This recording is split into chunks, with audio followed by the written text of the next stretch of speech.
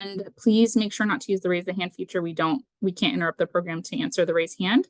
Thank you for being here. I will go ahead and get the recording started after a brief message from Betsy for our translation services. Betsy. Thank you. Buenas noches, soy Betsy Camacho, intérprete del Distrito Escolar. Me acompaña mi colega, la intérprete Ivonne Carrión. Vamos a estar presentando a través de la línea Puente. Si pueden marcar al 805-306-4500, extensión 4298. El código de acceso es 2258 y toda esta instrucción va a estar en cada una de las filminas que vamos a presentar esta noche. Si tienen alguna pregunta, por favor pónganla en la sección de preguntas y respuestas que está en la parte inferior de su pantalla. Dice Q y A con el ampersand. Q y A. Entonces, allí, si quieren poner sus preguntas en español, lo pueden hacer y nosotros las traduciremos y los presentantes las van a contestar en vivo. No tenemos la opción de levantar la mano, porque este es un formato de webinario. Muchísimas gracias y nos da mucho gusto que nos estén acompañando. All right. Thank you, Betsy. I'm going to go ahead and get the recording started. Just a second. All right. All right, we are recording. Thank you. So I just wanted to do a quick brief introduction. I hope you guys find this presentation informative. My name is Jennifer Wigdor, and I'm a counselor for the Simi Valley School District. Part of my role is to oversee our drug, alcohol, and tobacco prevention curriculum and programs, as well as our tobacco use and prevention education grant. Our speakers tonight include Roland Roberts from the organization BRIGHT, and that stands for Building Resilience and Inclusion through Engagement. BRIGHT does a lot of great work throughout our schools in the district, including Jeopardy-style game shows for our 6th through 8th graders. They help students with student advocacy projects, and they help create public service announcements, and they do a really great job at helping our students understand the dangers of vaping. We also do have Chris Lobitz, assistant principal at Hillside Middle School, and she's going to briefly discuss school discipline and how vaping incidents are handled on campus. And then with that, we also have Dr. Block, Dr. Snodgrass, and Mr. Guzzo here to help field questions and kind of answer about what we do district-wide and at the district level to help support our schools. So again, I want to reiterate, in order to address questions, please make sure to put those in the Q&A. We'll either address those organically throughout the presentation, or we will address them at the end. And with that, Roland, go ahead.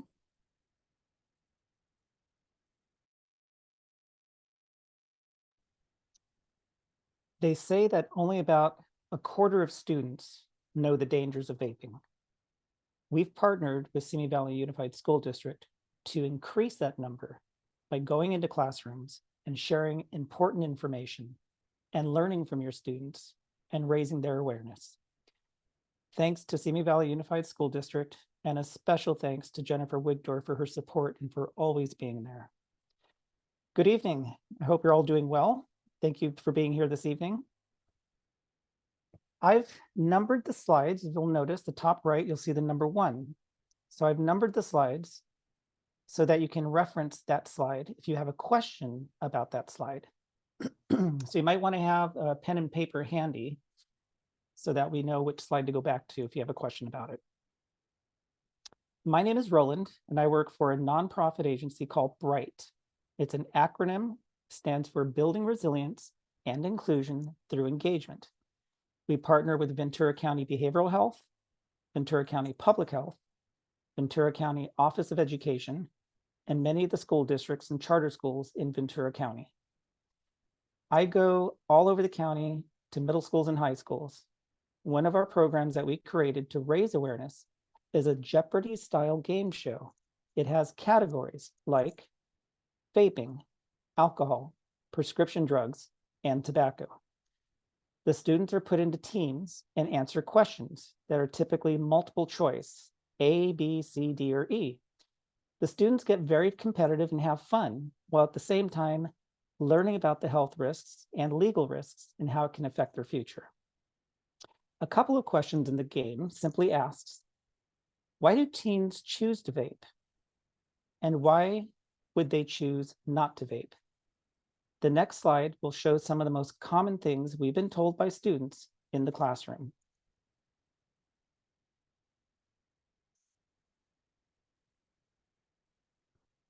Reasons why teens vape: peer pressure to fit in. They think it's cool, look mature. Their family or friends use it. They think that they're safer than cigarettes. They taste good, curiosity, and self-medicating. Now, they don't actually say self-medicating, but what they do say, I think, is much more unsettling. What they do say is that they use these products to help with problems. So I'll ask them to be more specific. What do you mean by problems?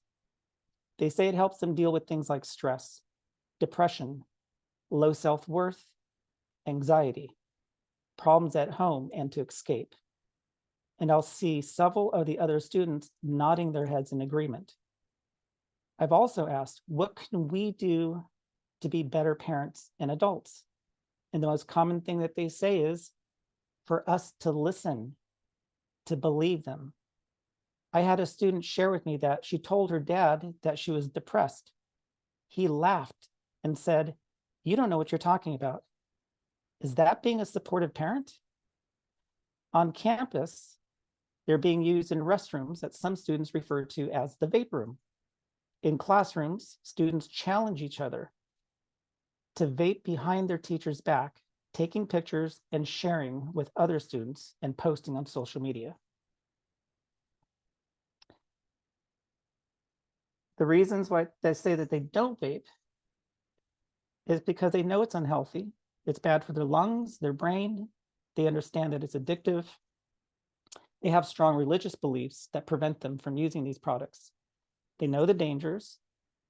They don't want to get in trouble in school or with their parents. They understand that they are teens and still maturing, and they cost a lot of money.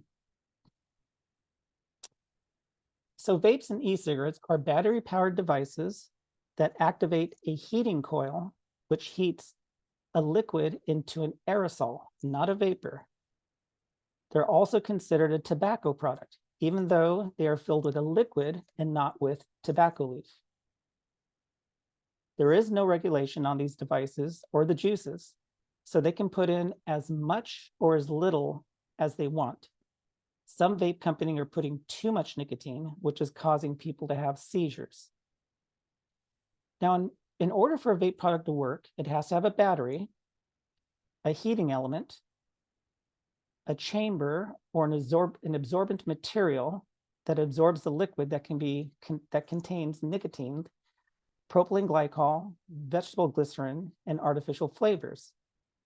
The battery allows the atomizer to heat the liquid, called e-juice, which creates a nicotine aerosol that is breathed in and out of the lungs repeatedly. Some of these devices are preloaded with the e-juice and disposable.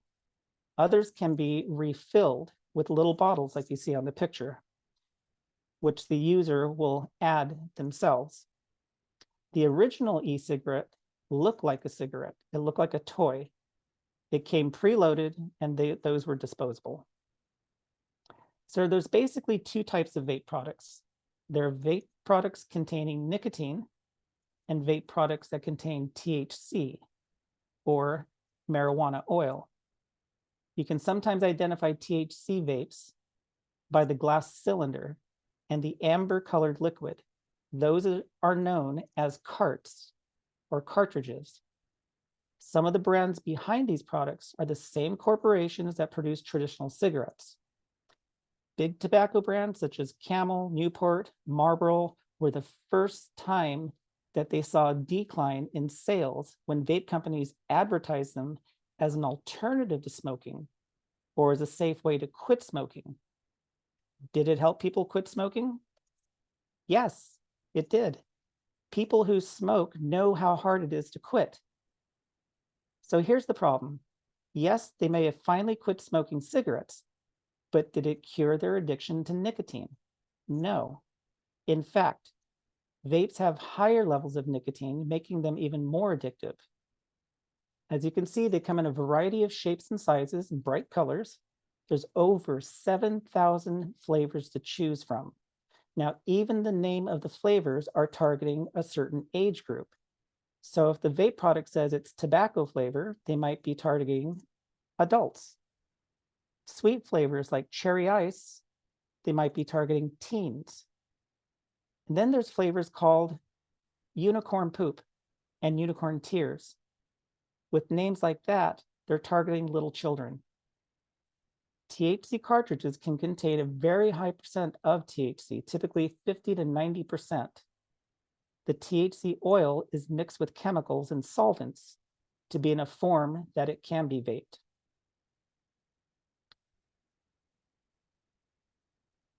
This is how vape products might look in your child's backpack. On the far left there, that's a picture of a Juul, and you might be able to spot the Juul hidden in the colorful pencils there. So the Juul kind of looks like a memory stick or USB, or plugged in to be recharged on a laptop, it kind of looks like a Wi-Fi antenna. Another hazard of these is that they can explode. A 36-year-old man was killed when using a new vape device. Another was blinded when it exploded, spraying battery acid on his face and in his eye. For many years, consumers were told that the clouds made by e-cigarettes or vape pens were just water vapor. Now we know that's not true. E-cigarettes and vape pens allow the user to make large clouds that many think is just water vapor. In reality, the cloud is a mixture of many different chemicals that were either present in the e-liquid or produced during the heating process. Or as I'd like to call it, it's a toxic cloud. Technically, it's an aerosol. If you've ever used Febreze, you spray it in your home. So Febreze is an aerosol. It's a mixture of ultrafine particles being sprayed into your home to make it smell good. Vapes are also an aerosol. It's a mixture of ultrafine particles being sprayed into somebody's lungs. When exhaled, instead of mixing in the air like water vapor, aerosols can leave drops of residue on your furniture, clothes, baby blankets, on your pets as it floats through the air. Not only on surfaces, but it can also leave a chemical residue inside the lungs of a user. Here are some chemicals found in vape juice. Propylene glycol, which can be found in antifreeze products. It's also used to winterize plumbing systems. Acetone is commonly found in nail polish remover and as paint thinner. Ethylbenzene, which is used to make other chemicals. It's also found in other products, including pesticides, synthetic rubber, varnishes, paints, and inks. Formaldehyde, which is used to embalm and preserve human tissue or animal remains. And maybe the most important ingredient here is nicotine. Nicotine is a drug that's highly addictive in low doses, and is the reason why smokers continue to smoke even after they start getting sick. Technically, nicotine is a poison. One drop of pure nicotine is enough to kill somebody. And it's unique because it's both a stimulant and a depressant. So if someone is feeling low, they might take a hit to feel good. But when it wears off, they crash and feel worse than they did before they took the initial hit. So what would that person do to feel good again? Take another hit. Now they are dependent on it in order to feel good. Rubidium is a chemical that is used to give fireworks bright colors. These are the same chemicals that can be found in cannabis liquids also. What are the short-term effects of vaping? It can include coughs, headache, dizziness, throat irritations, eye irritations, mild airway obstruction, throat and vocal, and inflammation. That doesn't sound too bad. However, the FDA discovered another health risk. Young adults and teens are having seizures caused by high toxic levels of nicotine in the brain. That's a short-term effect. Other short-term effects are several different lung diseases like popcorn lung, which is the buildup of scar tissue in the lungs that block the flow of air. Cobalt disease, which can cause heart failure. Another short-term effect is death caused by those diseases. Death should be a long-term consequence after years of using it. One major ingredient in e-juice is propylene glycol, which is known as a hygroscopic substance, a substance that attracts and holds water molecules from its environment, like the mouth, preventing them from being absorbed by the body. This is why many vape users complain of being thirsty all the time or having a dry mouth, which can be alleviated by drinking lots of water. The water holding effect of propylene glycol can dry out the nasal passages, which can cause random bloody noses. It can also cause dry or itchy eyes or skin. It can cause dark circles under the eyes. Some other side effects can be that they're tired or lethargic, sore muscles, or even dark urine. Those are short-term effects. What about long-term effects? We don't know the full health repercussions. Anyone could be mixing e-juice. In a recent study, over 90% of vape juices tested that were advertised as containing 0 nicotine tested as high as 24% nicotine. Vapes have only really been popular with kids since 2014, or about 10 years ago, or 10 years. Vape products contain high concentrations of THC and can cause cannabinoid hyperemesis syndrome. Now, according to Cedars-Sinai, cannabinoid hyperemesis syndrome, also known as CHS, is a condition that leads to repeated and several bouts of vomiting, which can last for hours or even days.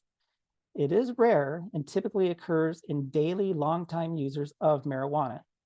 So what happens is the high THC levels of marijuana building up in the person's system, and the body tries to get rid of it, causing that person to vomit. Now, health officials have reported a steep rise in hospitalized and fatal cases of serious vape-related lung illnesses called E-Valley. Although E-Valley cases have decreased, the risk of acute lung illness and injury from vapes and e-cigarettes remains high. Experts now recommend no exposure to any vape products by youth, young adults, or women who are pregnant. E-Valley stands for electronic or vape-associated lung illness. Now, just a quick warning, this next slide might be a little uncomfortable to look at.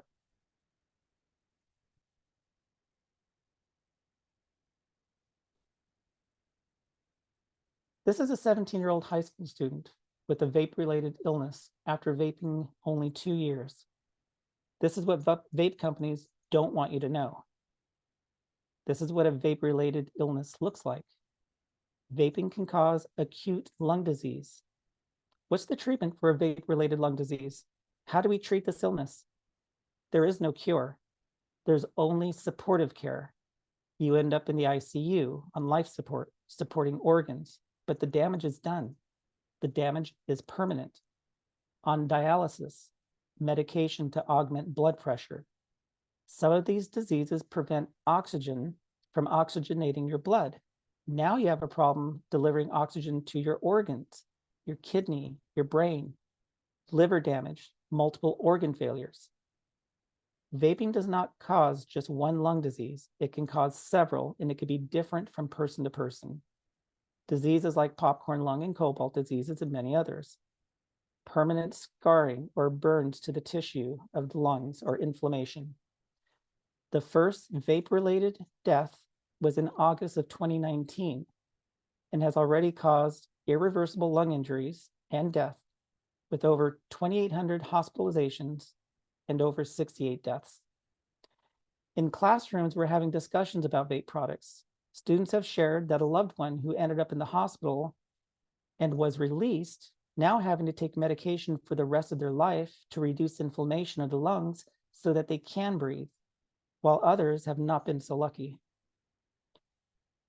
In California, it is illegal to sell or provide vaping paraphernalia to anyone under the age 21. However, during a recent Ventura store survey, 23% of stores sold product to underage individuals. So here are some images of people doing tricks with vape clouds on social media and influencers. Think this is why kids think it's cool? If you look closely at some of those images, the tricks that they're doing, the shapes that they're making, kids see this and they want to be able to do it themselves and show off.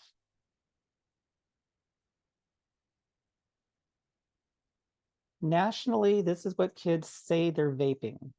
In a study conducted in 2018, 40% of those that thought they were only vaping flavoring had high concentrations of nicotine in their urine.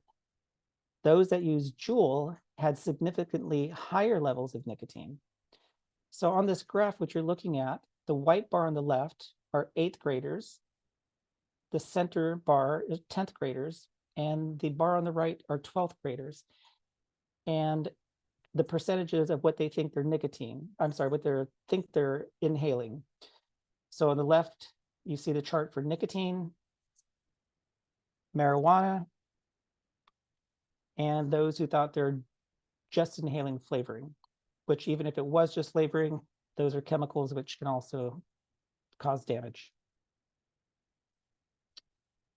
How does nicotine affect young people? Here's what we know.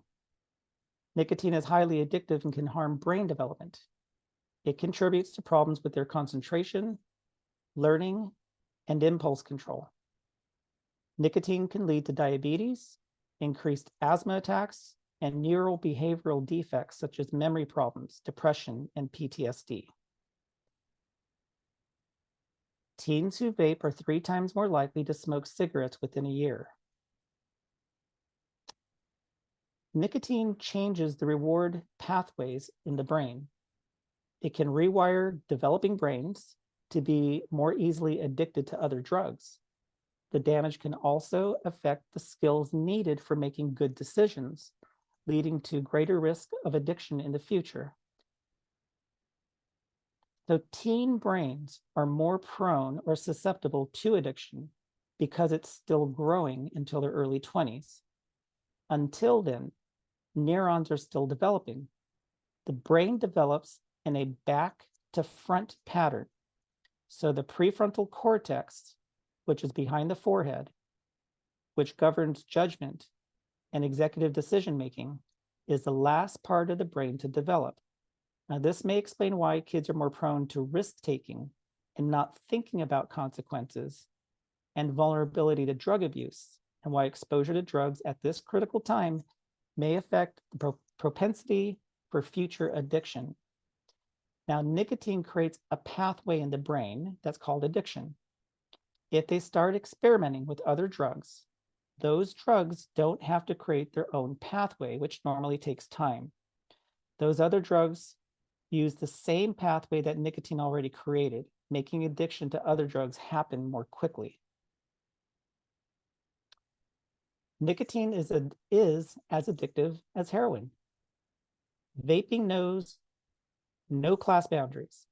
It used to be fringe groups that smoke cigarettes. Now all groups are involved.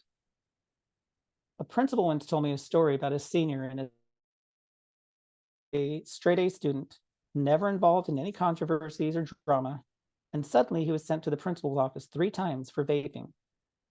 Principal spoke with him to see what was going on. Maybe it was family issues or girlfriend problems. He said, "I know you're a smart kid. Can you tell me what has changed over the last few months and why you keep doing this?" The student simply said, "I can't stop." He was addicted. Nicotine, by the way, is harder to quit than heroin. Now we're going to talk a little bit about vaping marijuana. In Ventura County, 22% of 11th graders reported having used marijuana, hash oil, or wax. Marijuana plant potency has increased in the past decades. up from 4% in the 80s to an average of 15% THC content today. So THC is the main mood-altering ingredient in marijuana. Marijuana extracts or concentrates used in vaping, dabbing, or edibles can contain 50 to 90%.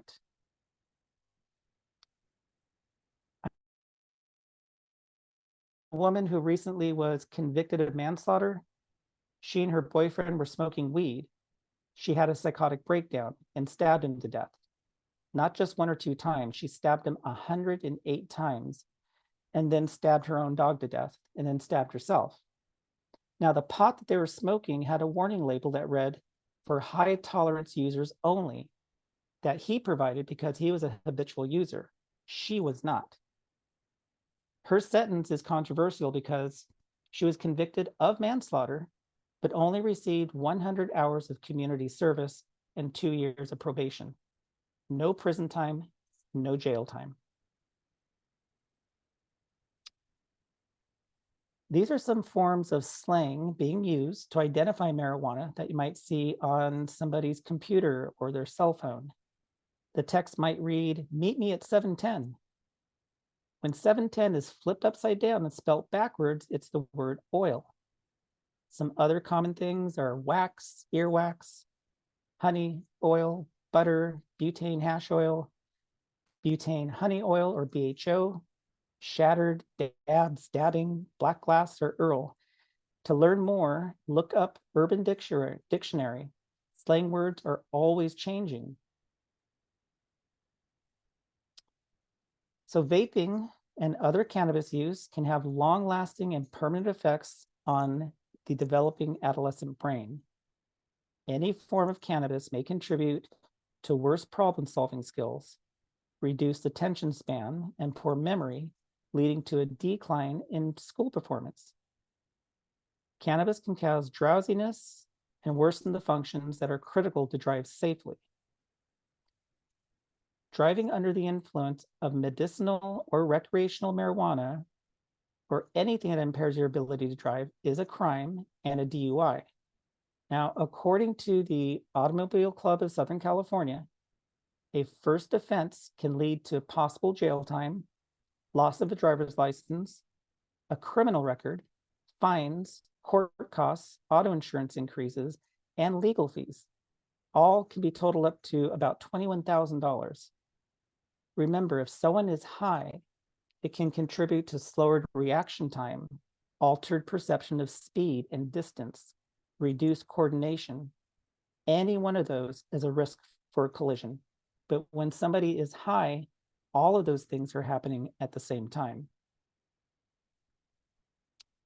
Signs your child may be vaping: sweet odors on their clothes. Vaping is a hydroscopic, meaning the process of vaping removes hydration from skin in the mouth and throat, so they may have an increased thirst. They actually might start using more salt or enjoying unusually spicy foods and have a decreased sense of taste. Vaping dries out the lining of the nose, which can cause nosebleeds. Breakouts occurring causing acne. Nicotine plus caffeine can cause anxiety and severe mood swings. So if your latte-loving kid may cut back on caffeine because they get the jitters. When lungs are inflamed, it can lead to pockets of bacterial infection and cause pneumonia. If your student is carrying an unfamiliar tech-looking device, or if there's interesting items in their trash bin, you might want to ask them what they are. Vaping, either nicotine or marijuana, can irritate eyes, making them red and bloodshot. You may ask yourself, how can I help my student? Find the right moment to ask questions. Be informed and answer their questions. Be patient and ready to listen. Try not to freak out. Start casual conversations without judgment. Find out what's important to your student and encourage positive activities. Allow for meaningful participation in positive activities like sports, youth groups, service groups, opportunities to experience natural rewards. Stay involved with your child's activities where appropriate, like social, academic, or extracurricular. Find out what's important to your student. I'd now like to share some resources. If you have a cell phone handy, I would encourage you to take it out and take some pictures. Here we have Vaping Fact Check of Ventura County. The webpage is vapingfactcheckvc.org.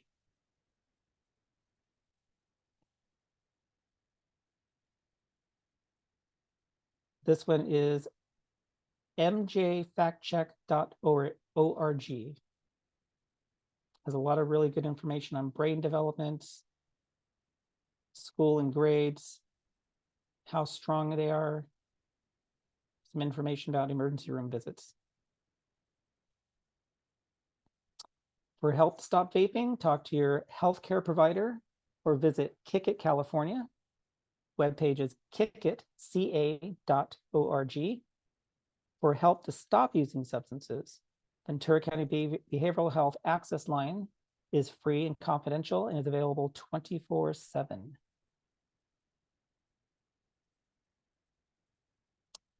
And that brings us to the end of the presentation. Thank you very much. Thank you, Roland. Next, we're going to welcome our Hillside Middle School Assistant Principal, Chris Lobitz, and she's going to just share some of our procedures general to our secondary schools. Hi, good evening, and thank you again to those families that are here tonight, because it's very important that you're here, because your knowledge is half the battle of working to support your children and our students. And as Roland said, vaping's real, and unfortunately, it's easy for students to get, and it's become something that's super appealing to them. And the items are constantly changing. The way that companies are trying to manufacture to students. I saw an item that looked like a highlighter, and it was a vaping device. And so as educators, we're trying to stay one step ahead. We collaborate with each other and within the school district. If we find something that's maybe new and hasn't been seen before, we make sure that the other schools are aware of it, because ultimately we want to keep our campuses safe. We want to keep our students safe so that they can learn. So what do? You're here, that's number one. Working and providing this information to your students and your children and having conversations is key. Letting them know that you were here, letting them know that you were aware. What do? We educate our teachers on what these devices look like. It's very important that they know what they look like as well. We try to incorporate ways that students might be using them to hide them within classrooms. And we've also collaborated as a district to make sure that when students are caught with devices, we have a multi-tiered system of different disciplines or supports that we can put in place to help our students. Because ultimately, it's not the consequence we want to focus on. We want to focus on ways that we can support your children and our students to make sure that they can continue to have a fulfilling education. The consequences are different depending on if it is a nicotine-based device or if it is a THC wax-based device, as Roland was speaking to. And there are differences within whether they just get possession of a nicotine device, they've used that device within a classroom, or they've used it in a more common area. And the reason for that is that if they're in possession, they're not using it. It may not even be theirs. So we have certain consequences, supports in place that might be loss of social time, like a detention, and then we'll have some counseling offered and communicate with parents, because we want to have that team with you to make sure that we're working again to support the students. If they're using it in a common area, they'll have an in-school suspension. But if they're using it within a classroom, now they're affecting other students, and that can be something that is more of a home suspension. And the consequences get a little more in-depth or involved as students get caught multiple times. But I'll be honest, it's rare that students are caught multiple times over and over and over again. A lot of times, the single consequence is enough. Bringing the parent in and then making sure that we're providing supports for students is key. We've had assemblies within our schools educating students about the consequences of using different devices and how it does affect the brain. We've had Bright come into our schools in the TUPE program and speaking with students within their classrooms to make sure that they are educated and they're getting similar information. So that education is key. In addition, if a student is caught with something like a wax pen and marijuana-based pen, those are out-of-school suspensions. When a student is under the influence of drugs, they are not only a safety concern for themselves, but they're a safety concern for other students on campus. And we need to make sure that those students, we want to make sure all our students are safe. And that includes the student that might be under the influence. But what we offer is an educational way for them to reduce that suspension. We want them to access material and go through an educational piece where they're speaking with counselors who can work with them, because as Roland said, a lot of times these things are being used because there are problems in the home. There are social emotional things going on, and they're trying to cope with them. What do we do on our campuses? We want to make sure that during our passing periods, in the morning, during our lunch times, that supervision is visible. We have administration out walking the campuses. We have our campus supervisors placed in key locations, specifically referring to the restrooms that Roland called now the vape rooms. We have campus supervisors stationed outside to deter students from using them. We want them to know that we are outside, and we want you to see us standing out there and hoping that that deters that behavior. And so we do care. We want to make sure that we're visible on the campus. We want them to know that we are aware of these items, because if they know we know about these things, they'll be less likely to use them right in front of us. So, we want to support the students who've become addicted as well, and making sure that we offer the right kind of supports for them. So there are different levels of counseling services that the schools can offer and to help assist families with that as well. And I highly encourage families to look into their students' Instagram accounts. There are multiple postings of students sharing how they get access. And some of these devices have things like the ELF bar is very common. It had 650 cigarettes amount of nicotine in those ELF bars, and they cost about $20. So it's not a lot of money for some of our students to have access to. So I'd please encourage you to look at those Instagram accounts as well. And if you see something, inform the schools too, so that we're aware and that we can try to help support you with that. But your involvement is key. And again, I thank you so much for being here tonight. And with that, turning it over to Mr. Guzzo, Director of Secondary Education. All right. Hi, everyone. Mrs. Lobitz, great job there. I think you made a really good point that ultimately the goal is to correct behavior, and we try to do that through education and interventions. And there's a number of platforms in place that we use to help kids understand the implications of the choices they make regarding whether it's nicotine or marijuana vaping. So tonight we actually had lined up for you 2 school resource officers, and one of them got caught a bug and is in bed, and that's Officer Collado. Probably gave you too much information there. And the other is on a call. So while we tried really hard to prep and get our police officers here tonight, they are unable to make it. So I am passing on information to you that they shared with me so that you are aware. So this is coming from our Simi Valley Police Department school resource officers. They wanted me to share that, if you didn't know this, that flavored vapes are banned in California, but there is a loophole. So stores can still sell these flavored vapes if they post that it's online sales only. So if you see signs that say online sales only, then not kids, but people over 21 can still buy flavored vapes. And you do have to be 21 to buy. It is not illegal. Again, it's coming from our school resource officers. It is not illegal for a student to simply possess the vape. Now, the penal code is different than educational code and policies that we have in our district. So while it's not illegal to possess it, there are school policies and ed code suspension codes that we could use that are different from penal code. This is regarding marijuana laws. Marijuana laws in general are just mostly infractions, which means they are minor crimes. But they do turn to felonies, and this is important. They do turn to felonies, which is a major crime if someone is over 18 and gives, sells, or anything else to a minor this marijuana. So if an adult basically gives a minor marijuana, it becomes a felony. So those are the things that the SROs had asked me to pass on to you. With that, I think I'll pass on to Dr. Block. Thank you, Mr. Guzzo. Thank you, everyone, for being here tonight. This is such an important topic. I've been in education now, working with middle school and high school students for 20 years now, and the difference in the marijuana and the nicotine, the conditions that used to be, and we're seeing students who they don't intend to necessarily get high or to act any different. They just think it's harmless. And, to the case of the woman who stabbed her boyfriend because of the strength of the marijuana, this nicotine and the THC in these products are incredibly strong and unpredictable. And so it is just so important that we work together as partners to be aware, to keep our eyes and ears open.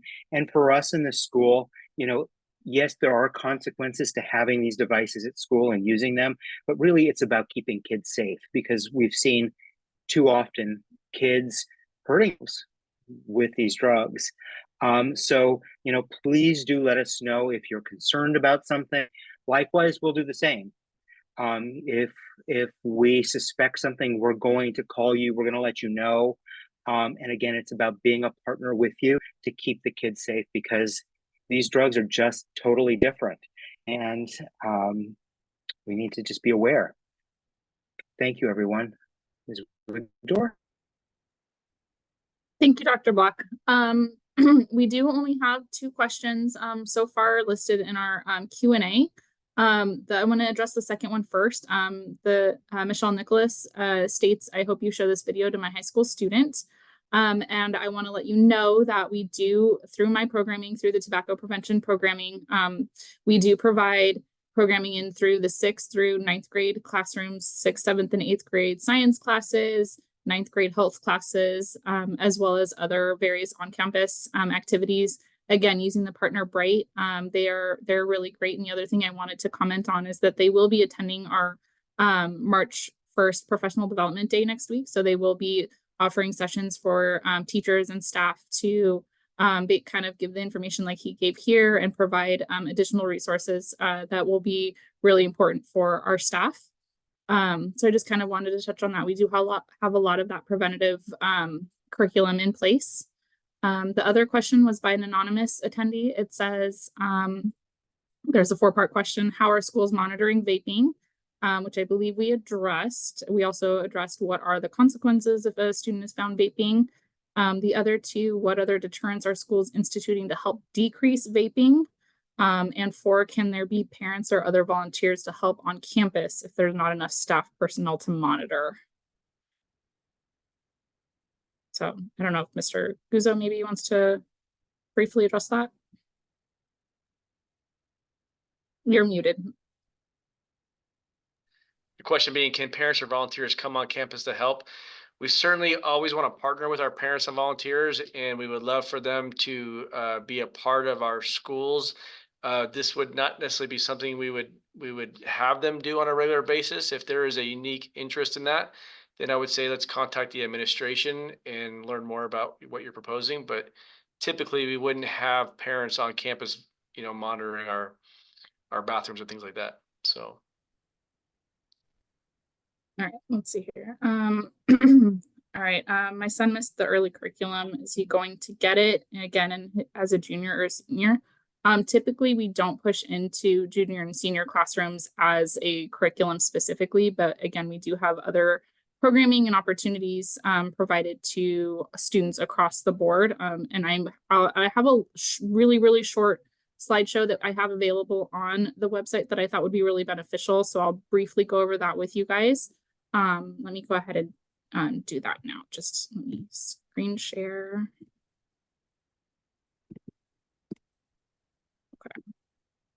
Jen, before Ms. McDermott, before Ms. McDermott shares, I do want to point something out that we implemented new this year that I believe it to be highly effective.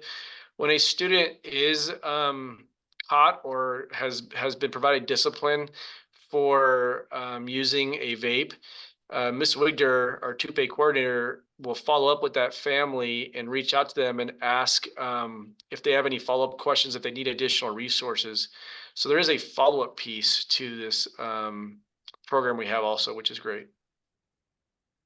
Thank you, Mr. Guzzo. I just want to make sure my my slideshow is visible. We can see that on the screen. Okay, great. So this is just something that I do have available on the website with resources, and I'll show you how to navigate to that as well. Let's see here.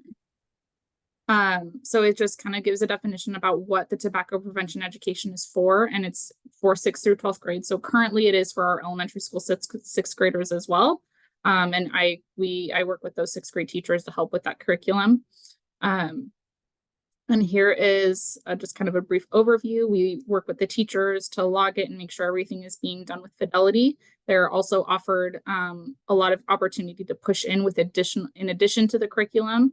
We offer a whole bunch of different items, including guest speakers. Like I said, like we have Bright. We also partner with Not One More, and they come in and speak to typically our 9th grade students about the loss or how they've overcome or how these people have overcome their own addiction.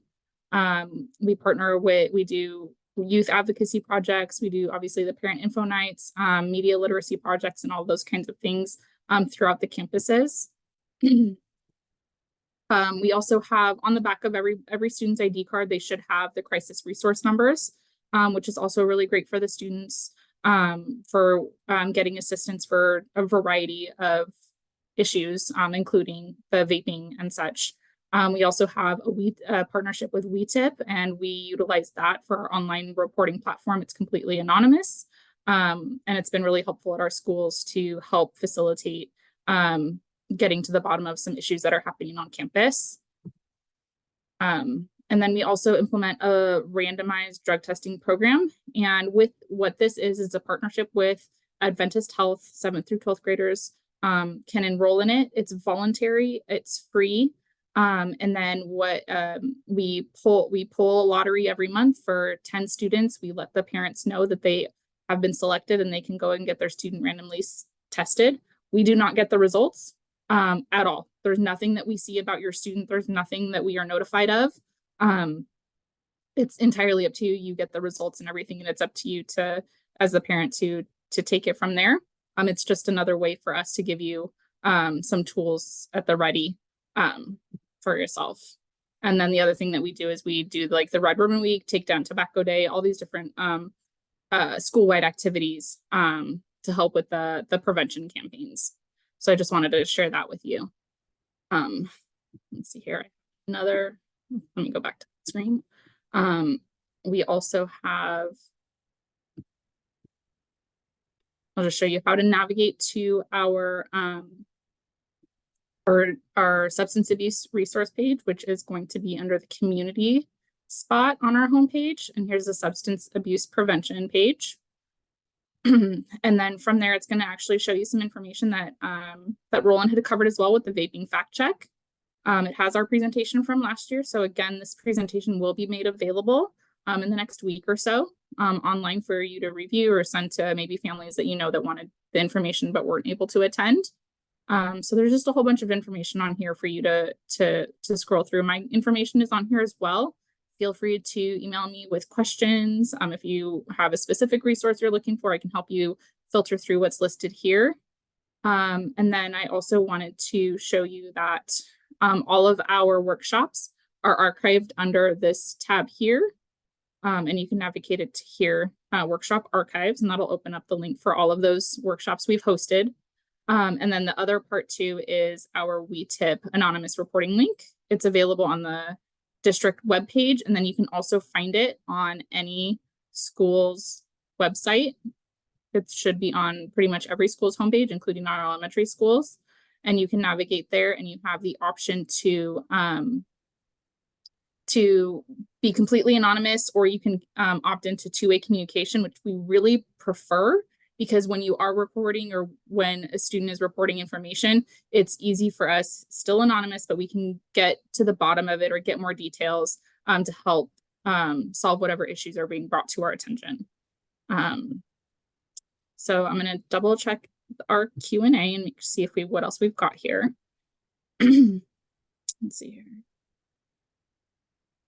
Let's see here. Will there be an implementation of curricula that includes emotional awareness and the options to stabilize harmful states?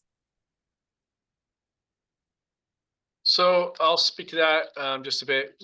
As a school district at the start of this school year, the administrative teams had a hyper focus on how we start the school year and create an environment where the students felt connected, felt safe. Part of that curriculum included SEL support. We had our counselors involved in that piece of the development of that curriculum. We partner with a program called Daybreak that provides information nights for just like this one, but related to social emotional needs. I'm trying to think if there's other things that we're doing. Chris, are there some things that you were doing to start the year speak to the way we started the school year and we try to kick off a culture and environment of connected students and staff? So I can speak to at Hillside what we do. We as administration and counselors go into every single classroom and go over things, rules, regulations, consequences, things like that. But also we want to focus on relationship building with students. And we want to make sure that they understand that if they have questions or have someone they need to talk to, that the counselors are here, the administrators are there, that they can identify a safe adult on campus, a trusted adult who they would feel comfortable going to if they had some type of emotional concern going on. We make sure they know where our counseling office is. We make sure they know, we highlight the WeTip program that Ms. Wigdor was speaking to, because that's a great place too for some kids to report their friends that they've noticed are having emotional concerns. And as soon as we get those reports, we address them either as administration or as counselors, making sure that those students are seen, and then connecting with families as necessary. So we absolutely, at the beginning of the year, kick off making sure our students know the resources that are available, and that we really want to work to build relationships with them so that they can find those trusted adults when and if something occurs where they feel they need help. And part of that is school-wide expectations. We know we have programs like Medal of Honor and Champs where certain expectations are set. There's another intervention called Aspire that we work with that intervenes when a student is struggling with addiction. So there's a number of different programs that we're using. Thank you. We have two more that are listed here. This one says it's not a question, but my son said that most teachers are female. So if there is vaping in the bathroom, they would just ask and be unable to go in. Suggestion of maybe more males in front of the boys' bathroom. So just a comment there. And I'll say two things to that. Ms. Lobus just pointed out the anonymous tip system we have in WeTip. So if a student is concerned that somebody is vaping in the bathroom, they can easily get on the WeTip system. There's an immediate notification that goes to the administrative team, and they can obviously get into that bathroom in that case. And if it's a male bathroom, then a male administrator is going to go in there. I mean, if it's a boys' bathroom, a male administrator is going to go in there. So that's one way of doing it. I would say if it was reported to a female teacher or female campus supervisor, I believe strongly that won't be ignored, that teacher or campus supervisor will also let the administrative team know. Also, Matt, Mr. Guzzo, I just wanted to point out, I personally have an experience with utilizing the WeTip program.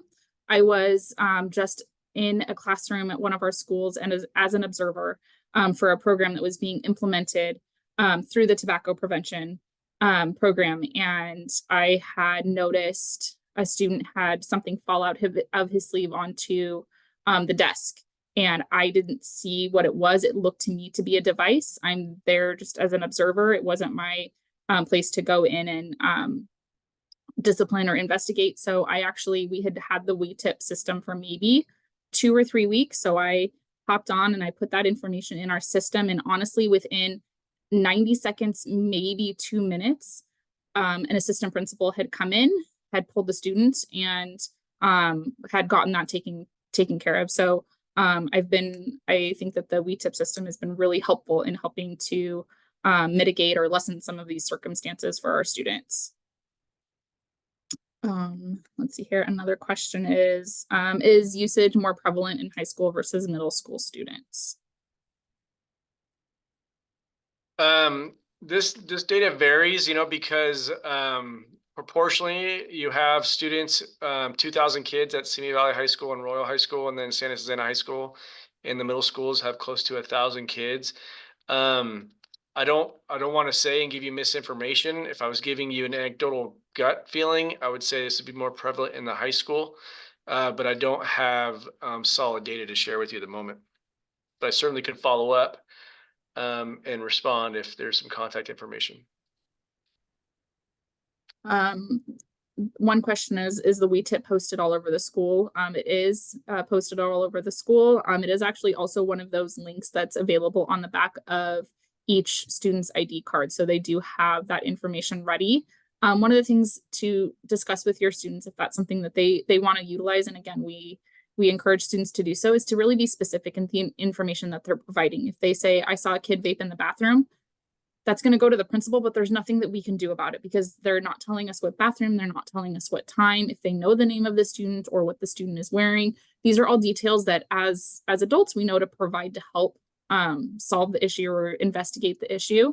But many of the students that do use the WeTip system do not give enough information for any of this site administration to really follow and do a thorough investigation. So again, have those conversations with your student. And if they do feel the need to utilize the WeTip program, just be more descriptive in what it is that they are trying to report. Let's see here. We have a paraeducator from our Spanish. I believe this is from, it says, we are bringing this conversation to 4th, 5th, and 6th graders now, going straight to the middle schools. Also positive signs at the restroom will help a lot. Thank you for that. Let's see here. Anonymous, my son, that this is how he first tried vaping, was in the bathroom. And then we also have, my son admitted to using both marijuana and nicotine vapes. He's addicted. I'm worried he may sell it. I'm very worried, and I'm not sure what I can do. He tells me he doesn't want to quit.